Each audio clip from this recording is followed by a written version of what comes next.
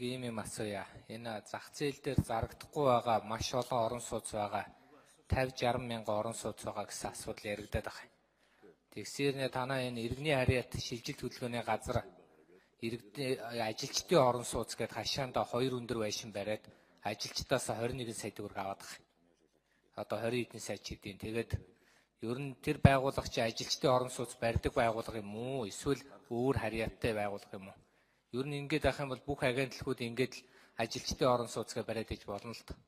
Тэгэхээр ер нь энэ үнэхээр ажилчдыг орон сууцтай болгох нь чухал гэдгийг би ойлгож байна. Тэгэхээр энэ 50-60 мянган орон сууцнуудаас нь одоо тохиролцоод бага үнээр ч гэдэг юм уу, зах зээлийн одоо тохироогоор худалдаж авч болдгоо юм уу? Тэгээд энэ төр энийг одоо зуучил хийгээд тэгэхгүй болохоор хууль зүйн яамны харьяа нэг байгууллага өнөөдөр орон сууц бариад ингээд суугаад явж байдаг. Энэ бол ажилчдын бодохоор зөв ч юм шиг, агентлагийн бодохоор буруу ч юм шиг нэг ийм сонин үзэгдэл байна л да.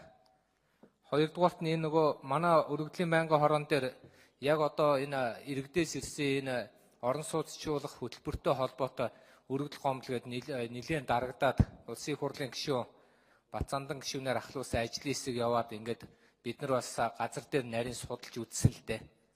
Яг үнийг хэлэх юм бол энэ бусдын өмчийг одоо нэг үгүй хэлэхэд бол зөв усаар халдсан, газрыг нь одоо юу гэдгийг дэндүү баг үнээр үнэлсэн, одоо үндсэн хуулинд байдаг ялангуяа энэ ардчилсан нийгмийн чинь нэг ардчлалын чинь нэг үндэс зүйл бусдын өмч хөрөнгийг өөрийнх нь хүсэл сонирхолгүйгээр авах эрх байхгүй хахад одоо юу гэдгийг автсан тийм асуудал байна л да. Бүр энгийн жишээ гэж хэлэх юм бол эн чи одоо газраа түрээслүүлээ орон сууц нь орохгүй, орон сууцаагүй болсон учраас бүр байшинчгүй, газарчгүй тэгээд гэр гуйж одоо өргөдөл ирсэн асуудал хүртэл байна шүү дээ.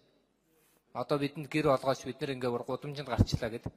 Гэхдээ ийм байдлуудыг одоо яах вэ?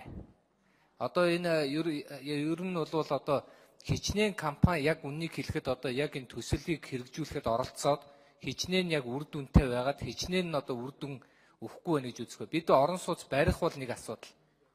Хоёрт нь одоо ер нь яг ард түмэн нэг зүйл асууад байна л дээ. 10% урьдчилгааг 30% урьдчилгааг 10% болгосон гэдэг.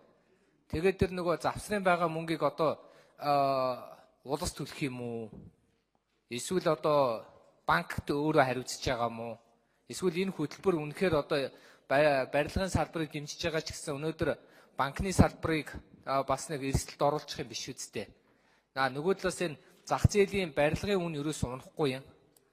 Нэг Монголд нөгөө малчтаа дэмжиж махны үн буудаггүй, барилгаа дэмжиж барилгачдаа дэмжиж барилгын үн буудаггүй гэдэг шиг л ийм л болчиход байна л да. Тэгэхээр энийг одоо ер нь бодлогоор яаж н үн буулгах болцоо байна вэ? Дээрээс нь энэ барилгын салбар ажиллаж байгаа нь үнэхээр сайн ч гэсэн энэ хайрга дайрга зөөдөг нэрээр энэ туулгол чинь бүр ширгэд дууслаа. Шуун фабрикийн бүр тэнд нөгөө 5 толгой дээр байдгаас ч 7 дор тоосчлтын одоо өвчнөд хамрагдаад үнэхээр хүнд байна л да. Энийг нэгдсэн бодлогоор яг хайрга дайрга инээ тэрийгэ тэндээс авмавч гэдэг юм уу иймэрхүү барилгын яамнаас ч юм уу бодлогоор нэг юм шийдэж өгөөд энэ ус голноос хол байлгаж болдгоо юм уу? Одоо бол үнэхээр одоо над дээр бол бүр шуун одоо тэр шууны сонгон найрхан дүүргийн тэр шуун фабрик гэж хэлдэг хүмүүс бол хөдөлгөөн байгуулсан өнөө маргаашгүй энэ дээрээ жагсахад бэлэн байна, зогсоход бэлэн байна гэл өдөр болго уцтаад байх юм. Тэгээ тэр ер нь ямархуу байдалтай байгаа юм бэ? Энийг төр зэсэг анхаарч гинүү анхаарахгүй байна уу? Энэ том оврын машинуудыг өнөөдөр хэрхэн бас ер нь зохицуулах талаар бодож байгаа вэ?